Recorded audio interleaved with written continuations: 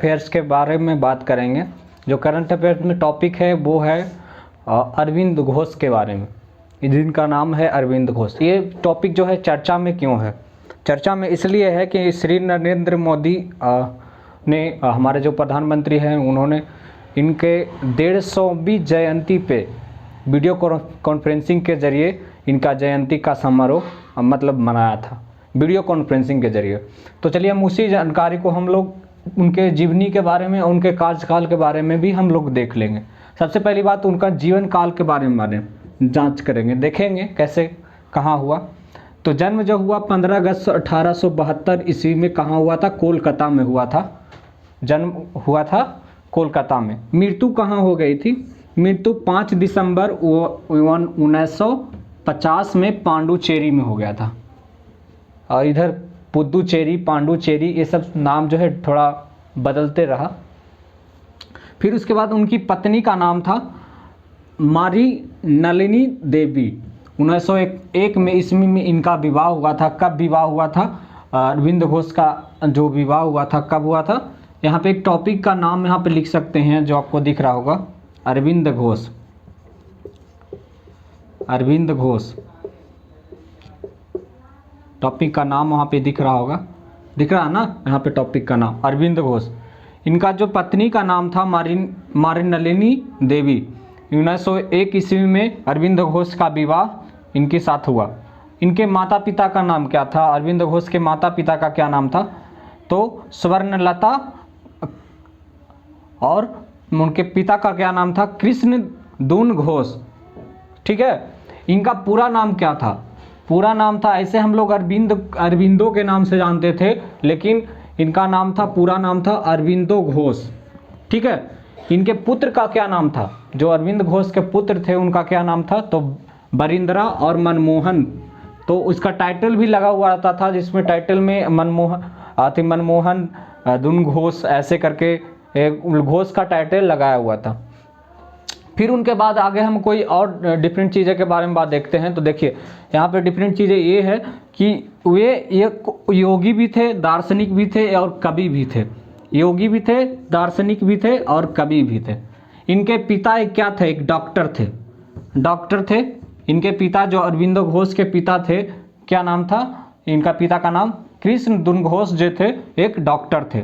युवा अवस्था में ही स्वतंत्रता, जो अरविंदो घोष जो थे युवा अवस्था में ही स्वतंत्रता के संग्राम में भाग ले लिया, और फिर बाद में ये योगी बन गए।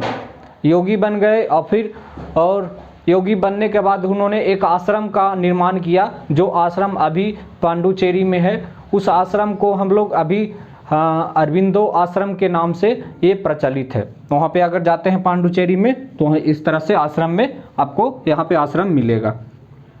ठीक है। इस तरह से आगे आ गया। 6 वर्ष की आयु में उन्होंने उनके जो अरविंदो घोष के जो पिता थे उन्होंने क्या किया? 6 वर्ष की आयु में उन्होंने पढ़ने के लिए उनको इंग्लैंड भेज दिए। इंग्लैंड भेज दिया कि बहुत उनके पिता सोचते थे कि हमारे तरह बने, हमारे तरह डॉक्टर बने, सरकारी जॉब करे, इस तरह का वो सोचते थे। इसीलिए 6 वर्ष की आयु में वो बाकी पैसे से धनवान व्यक्ति थे, उनके पिता जो थे धनवान व्यक्ति थे, इसलिए उसको अरविंदो घोष को कहाँ भेज दिया? इंग्लैंड भेज दिया पढ़ने के लिए। फिर उन्होंने जो अरविंदो घोष थे ICS की परीक्षा पास करके उन्होंने बाद में इंडिया वापस आया। ICS का फुल फॉर्म होता है इंपीरियल सिविल सर्विस। इन्होंने imperial civil service British government ने इन्होंने इसका एक ये इंपीरियल सिविल सर्विस का मतलब कि परीक्षा रखा था, वहाँ से पास करके ये वापस आए।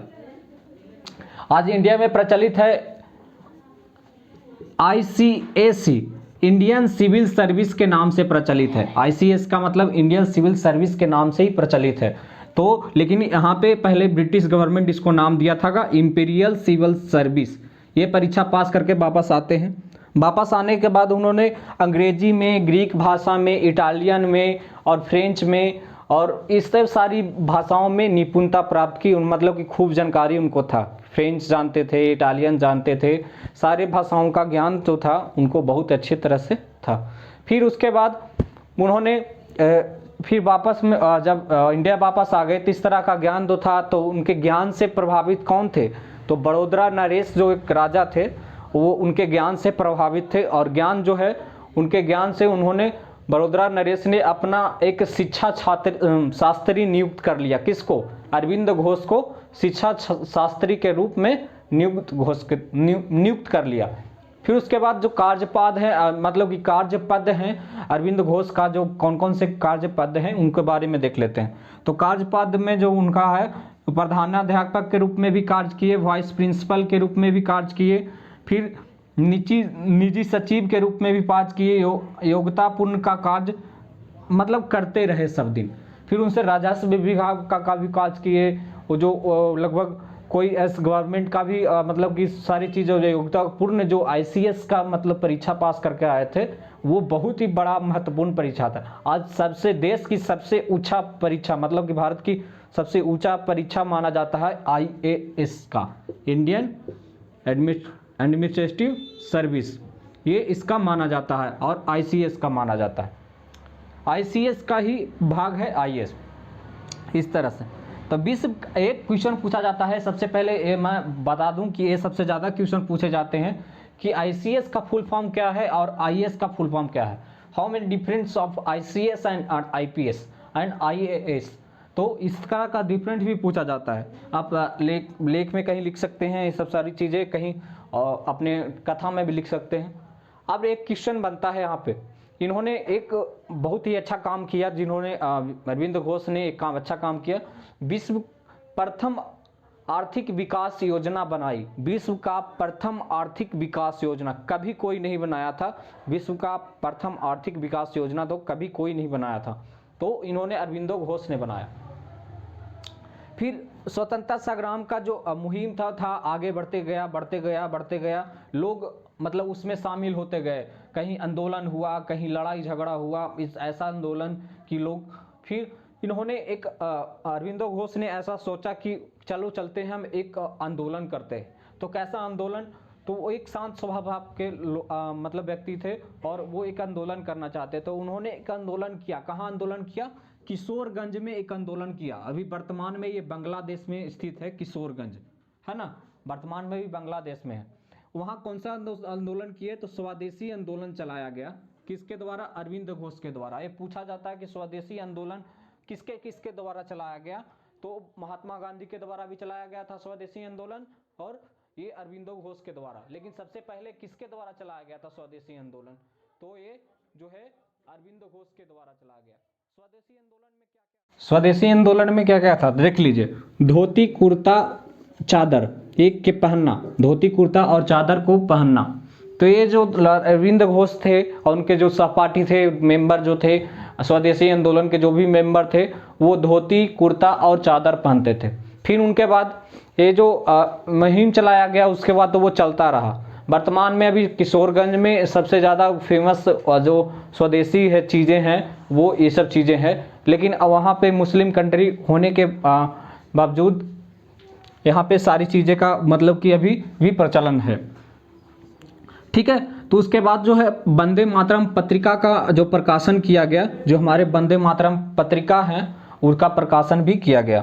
ठीक है, फिर प्रमुख जो शिष्य था